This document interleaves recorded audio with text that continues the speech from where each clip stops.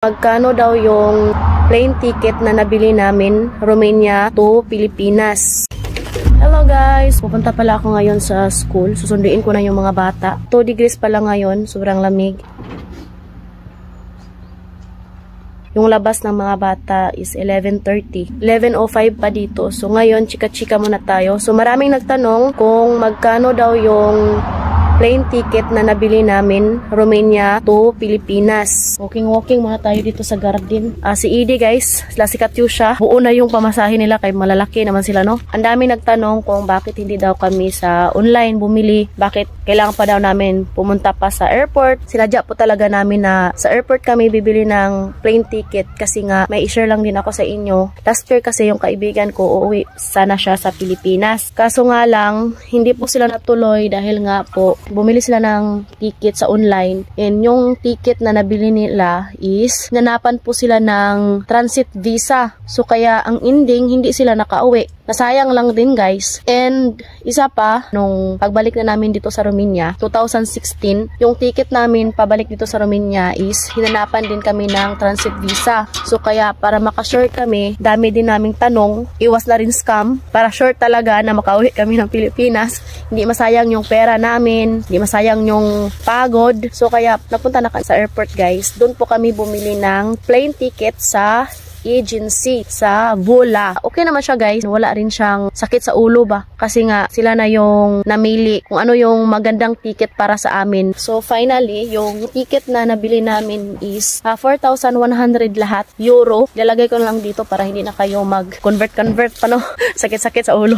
So kaya lahat-lahat na yung ticket naming apat is 4,100 euro po siya guys. Ang importante is dala-dala ko yung mga anak ko, makikita ng pamilya ko yung mga anak ko, mamit nila yung mga anak ko ba.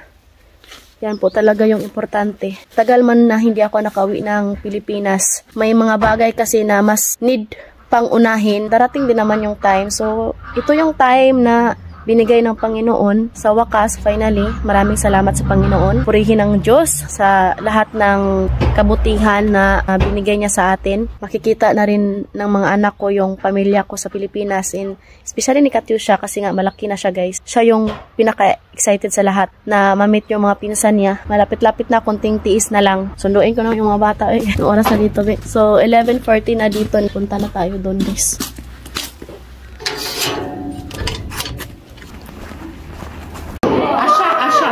Asha. Galing naman na. So, andito na si Edie guys. So 11:27 na dito. So si Ate Tusha na lang yung hinihintay namin. Uwi na kami kaagad guys kasi nga hindi na sila pwedeng magstay sa labas para maglaro kay sobrang lamig na. Yan si Edie. Edie, si hello Edie. Buti na lang wala siyang sipon ngayon no. Namuhi na sila Katyusha.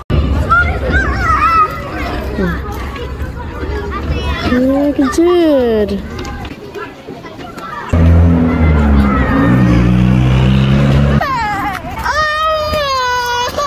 Gusto pa talaga maglaro. Hindi na pwede maglaro kasi sobrang lamig. It's okay, mami.